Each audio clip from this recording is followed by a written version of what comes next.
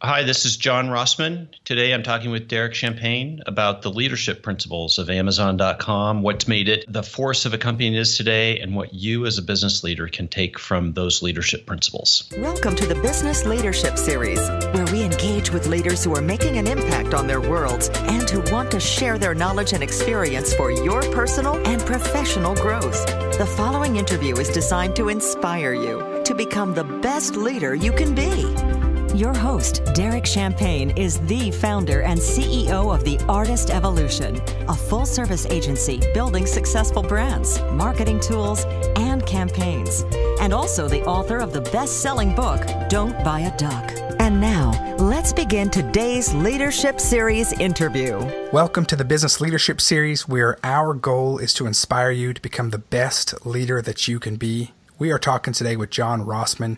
He is an author, former Amazon executive, company advisor. He is a digital and Internet of Things strategy and execution leader. John's the author of the Amazon Way book series and then a managing director at Alvarez & Marsal, a global professional services firm. John's an expert in innovative and digital business models and organizational change, including Internet of Things. Prior to A&M, John was an executive at Amazon.com, where he launched the third-party selling business, which today is over 50% of all Amazon units, supports over 3 million sellers. He's also a leading analyst on Amazon and has been featured in media such as New York Times and CNBC. John, welcome to the program today. Derek, thanks for having me. You've got a fascinating background. I love your books. I've got them both right here. Take us back a little bit. You've got such an interesting career. Take us back a little bit in your journey and then to how you are where you are today. Yeah, so I've always been in the project business and the technology business, how to drive improvements within businesses. I had the opportunity in 2002 to go to Amazon and to launch and scale the big enterprise bet that Amazon had at the time, which was the third party selling marketplace business, the 3P business at Amazon. It was a very different company back then, much smaller and simpler in terms of its organization. But what we really started doing when we were at Amazon was really recognizing that Amazon was essentially two types of companies. One, we were a retailer, and the second thing is we were a platform company. And a platform company provides key capabilities that other companies use, including Amazon. And so it was a real formative time, and I started to see kind of and learn about the leadership principles, although they weren't written down at the time. And when I left Amazon in late 2005 and started with my clients in helping make digital change happen, I just started to see the impact of the mindset and the tricks and the strategies from Amazon as I worked with my clients in making digital strategy happen and improving their business. And I had one client who encouraged me to write the Amazon Way, the 14 Leadership Principles book. And it was a great story. I just kind of paid attention in class, really, and just got to see how these leadership principles and how creating a common set of beliefs and framework and kind of the tribal knowledge behind, how we made decisions, how we prioritize things helps make Amazon the company it is today. That's great. Thank you for sharing. And what a great classroom you got to be in. Wow. Your book, The Amazon Way, 14 Leadership Principles of the World's Most Disruptive Company, is considered the authoritative work on helping business leaders understand how Amazon creates a systematic culture of operational excellence and innovation. So what are some of the highlights of what makes Amazon great? Well, so there are 14 leadership principles, right? I think if you want to, kind of narrow down the playbook a little bit, I think it really is about how to put the customer first and never forego long-term business value or customer trust for short-term results. It's about how to use metrics and measuring of results and customer experience as a way to both drive for everyday improvement, to help break down the organization and not let organization structures and roles get in the way of what's right for the customer or right for the business. And then I think it's about this relentless attitude about growth and innovation and reinvention, and that we are never done with our work of, improving the customer experience, driving for operational improvement, or finding new business models. And I think that those are really the things that set Amazon apart in terms of how they've gotten into so many different businesses. It's a very complex business today. Most people don't appreciate the number of different businesses. I mean, businesses where they have third-party customers and clients, the number of businesses that Amazon is in today. And so it's a fascinating organization, and they do it in a very low bureaucracy with entrepreneurial attitudes where, leaders get accountability and ownership for results, and they make it a fun place to work. Wow, that's very, very concise. I appreciate you sharing that. You talk in your book about obsessing over the customer. You talk about putting customers first. Tell me, I can't get enough of learning about putting the customer first, because I see so many businesses that build a product or service and don't continue to check in with the customer, make sure it's relevant, and they're not always changing and growing. What does that mean to obsess over the customer? Well, first, the key word there is obsession, right? And a lot of companies talk about being focused or being in tune with their customer or whatever. But obsession, is typically used as an extreme word, right? Like, you're typically not well understood by other people when you're obsessed about something.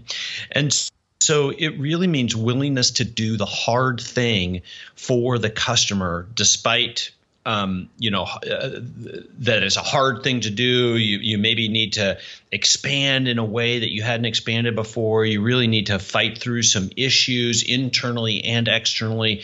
And so it really is kind of just sets the tone that we're willing to do hard things on behalf of the customer. And they really use that as the leaping off place for driving growth and innovation in the business. And so I think that's the first thing. And then the second thing is, kind of like, how do they go about doing it? And I'd say the most basic thing that they do is they put metrics into everything. So they think about and they work. How do we measure things appropriately and concisely? How do we measure? And then how do we use those measures inside of our business to drive improvement? And they spend more time talking about how do we measure something than oftentimes you talk about like what the actual service is, or the new product, or the new capability. And so really thinking about how to put measures in place that represent the customer experience, and then using those measures to drive everyday improvement and excellence is the tone and tempo of Amazon. I love it. You talk about in your book, leaders are right a lot. Leaders at Amazon are right, not always, but a lot. They have strong business judgment, and they spread that strong judgment to others through the utter clarity with which they define their goals and the matrix they use to measure success. Tell me about some of the other leadership principles of Amazon.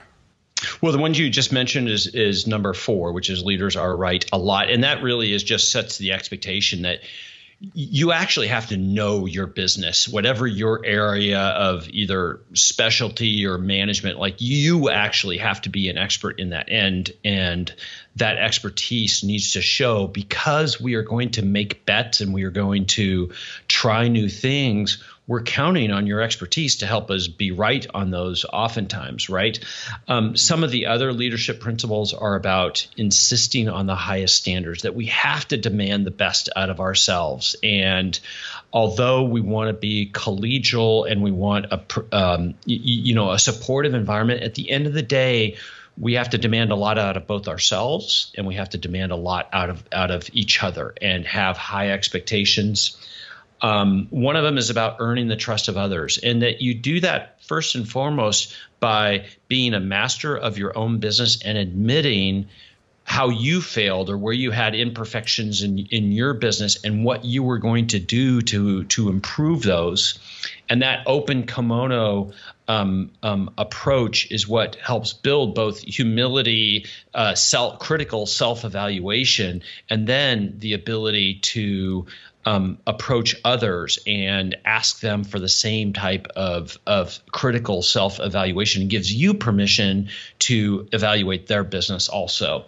And then the 14th leadership principle is deliver results. And leaders are expected to deliver hard results despite setbacks and despite dependencies. And it really is about, that accountability has to happen at, all senior levels, and that you have to resist the easy temptation to give excuses and to point the finger in other directions as to why you didn't get results. And so there's a lot of things that you see leaders at Amazon doing to manage their business in a more aggressive, less risky way than other business leaders do, because everybody at Amazon is expected to deliver results. Right. So one of your principles is to learn and be curious.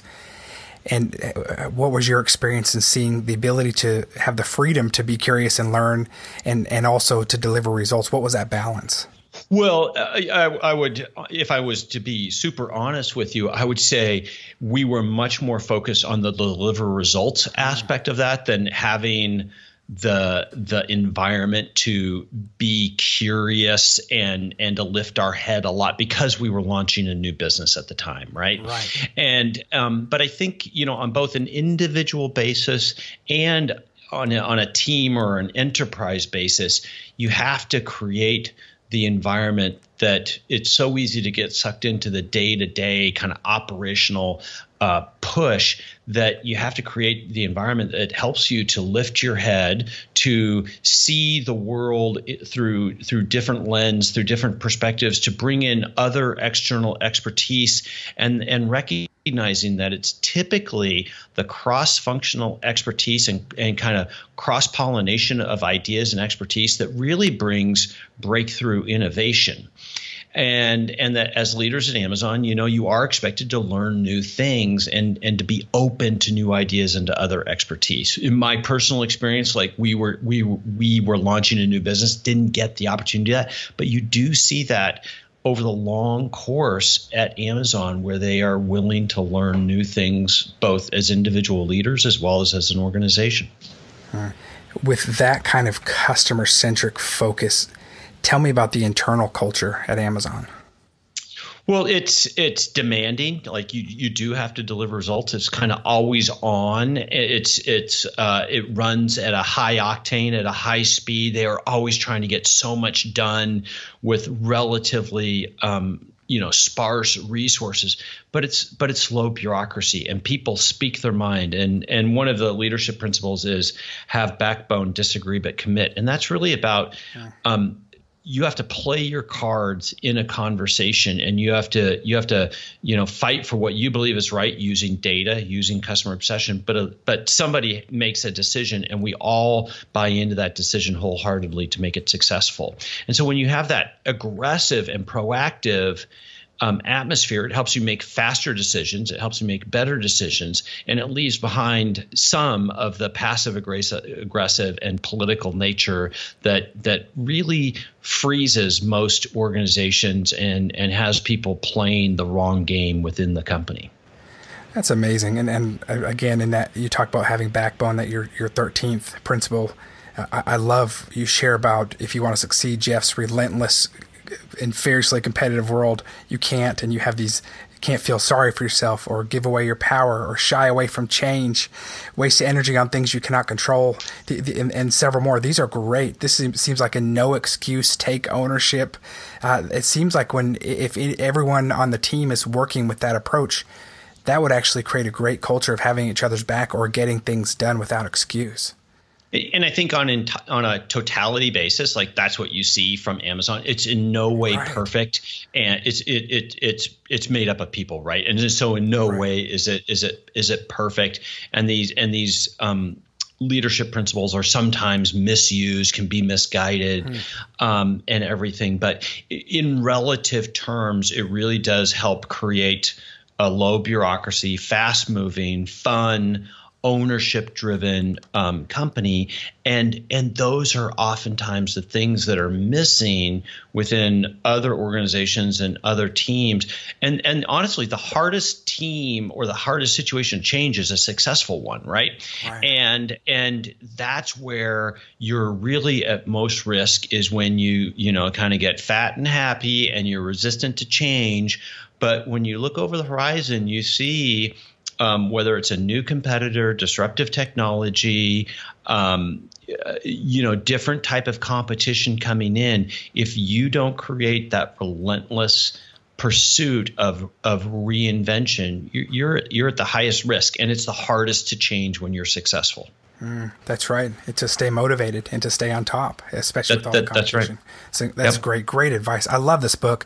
For our listeners, this is an amazing read. The foreword is by Terry Jones, the founder of Travelocity and founding chairman of Kayak.com. John, I want to talk about you personally too. Tell me, what are you most proud of in your professional career? You've had an amazing career. What to date are you most proud of? Well, a couple of things. First is creating some really interesting work and being able to stay curious and learn new things across the course of my career. For example, I never imagined writing a couple of books, but man, that was scary, but really rewarding to do. I'm proud of, the family I have and the balance and the relationships that I've been able to create to, have both demanding and great work, but also, have the time and the luxury of involvement with my kids and my wife and everything.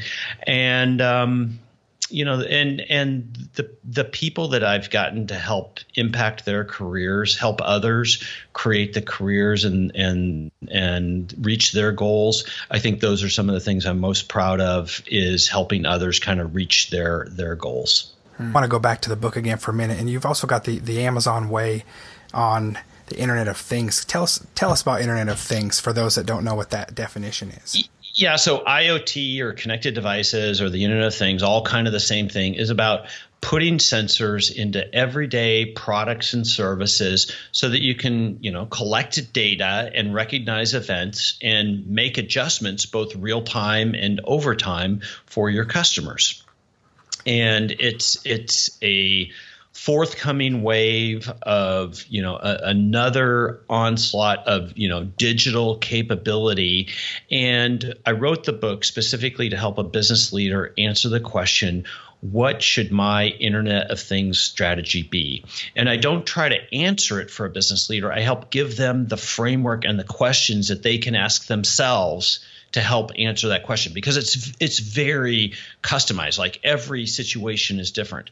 And so that's why I wrote that book. And the goal with the book is to help a business leader answer the question, what should my IoT strategy be? And then I give a little bit of a recipe or a roadmap for how to go about articulating your goals and articulating your path so that you do get to a level of clarity and conciseness that helps you really hone in on the critical aspects of it and pass it on to others. Because where most change and most complex projects go wrong is that we aren't really being clear with each other. We aren't being concise enough so that we all can deliver against the exact same thing. And that's what causes all sorts of, scope creep and risk and bloated requirements and all those things that happen in your typical enterprise change project. It's because we're not being clear and concise up front. That's great. I love this book too. And first of all, what I like about both books is they're very informative. They're well done. And they're a great roadmap, and they're easy to read. Who can't read 4 leadership principles or your 10 principles in this book? They're great. And again, I love that you're going back to even though it's the Internet of Things, you're coming back to customer experiences and then enabling customers. And so it is a customer focus again, and goes back to what you originally said of customer first, using Matrix, relentless attitude for growth, and never being done. For me, like, it always comes back to about the basics of, business and management and building teams and everything, right? And so although we have to operate at different speeds and we have different tools and technologies, the basics of operational excellence and using data to actually do the math in our business and everything. Like those are the fundamentals that you learned in management. Yeah, that's great. So is there, before, wanted to share where we can find your book, but any final advice, overview advice you want to share with our listeners today? Well, I think it's just that, digital change is real, and you can either choose to make and try to be in the control of the change yourself, or wait for others to define what the change is going to be for you. And so I think it really is incumbent upon senior teams and boards to ask the question, like, am I at my most risk to stay the same, or am I at my most risk to try new things that might fail? And that's a tough set of questions. And it really is a tumultuous time for companies, especially the winners out there, because that luxury of being successful also puts you at the most risk, because that's when others will be gunning for you. So you have to decide, like, do I play defense or do I play offense? Great advice. So where can we find your books? Yeah, so I have a blog, and if you go to johnrossman.com/leadership, you'll be able to get both a free chapter from both of the books. Wow. And you can go to Amazon and find the books. Just search The Amazon Way, and they're available in paperback, they're available in Kindle, and they're available in audio. Awesome. Thank you so much. That's a great gift for our listeners. If you go to johnrossman.com/leadership, he's giving away a free chapter of his book. I promise you wanted to read this. It's got great, succinct principles. The Amazon Way, 14 leadership principles behind the world's most disruptive company. And the other one is the Amazon Way on IoT, 10 principles for every leader from the world's leading Internet of Things strategies. John Rossman, thank you so much for being our guest today. Derek, thanks for having me. We look forward to the great things that you're doing, and our listeners, I want to encourage you to go out and order a copy of both of these books today. John, thank you again, and you take care. Thank you. You've been listening to the Business Leadership Series, where we engage with leaders who are making an impact on their worlds and who want to share their knowledge and experience for your personal and professional growth. This interview was designed to inspire you to become the best leader you can be.